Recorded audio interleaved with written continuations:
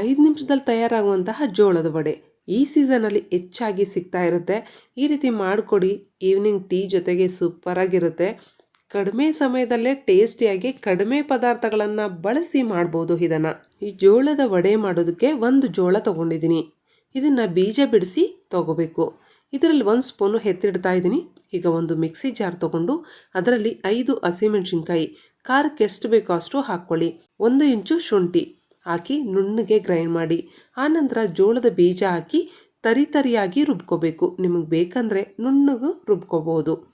ಈಗ ಒಂದು ಮಿಕ್ಸಿಂಗ್ ಬೌಲಲ್ಲಿ ಹಾಕಿ ತುರಿದಿರುವಂತಹ 1 ಕ್ಯಾರೆಟು, ಒಂದು ಅರ್ಧ ಕಪ್ ಇದೆ, 1 ಈರುಳ್ಳಿ ಚಿಕ್ಕದಾಗಿ ಹಚ್ಚಿರೋದು, ಸ್ವಲ್ಪ ಕೊತ್ತಂಬರಿ ಸೊಪ್ಪು, ಅರ್ಧ ಸ್ಪೂನು ಕೊತ್ತಂಬರಿ ಪೌಡರು, 1/4 ಸ್ಪೂನು ಗರಂ ಮಸಾಲ, ಅರ್ಧ ಸ್ಪೂನು ಖಾರದ ಪುಡಿ, ಅರ್ಧ ಸ್ಪೂನು ಜೀರಿಗೆ, ರುಚಿಗೆ ತಕ್ಕಷ್ಟು ಉಪ್ಪು ಹಾಕಿ ಚೆನ್ನಾಗೆ ಮಿಕ್ಸ್ ಮಾಡಿ. ಇದರಲ್ಲಿ ನೀರು ಹಾಕದೆ ಮಿಕ್ಸ್ ಮಾಡಿ. ಆನಂತರ 2 ಸ್ಪೂನ್ ಕಡಲೆ ಹಿಟ್ಟು, 2 ಸ್ಪೂನು ಅಕ್ಕಿ ಹಿಟ್ಟು ಹಾಕಿ 1 ಸ್ಪೂನು ತೆಗೆದಿಟ್ಟಿರುವಂತಹ ಈ ಜೋಳದ ಬೀಜ ಹಾಕಿ ಚೆನ್ನಾಗೆ ಮಿಕ್ಸ್ ಮಾಡಿ. ಈಗ ಒಂದು ಉಂಡೆ ಗಾತ್ರದಷ್ಟು ಈ ರೀತಿ ತಗೊಂಡು ಉಂಡೆ ಮಾಡಿ ವಡೆ ಶೇಪಲ್ಲಿ ಮಾಡ್ಕೋಬೇಕು. ಆನಂತರ ಈ ರೀತಿ ಕೈಯಲ್ಲಿ ಶೇಪ್ ಕೊಡಿ.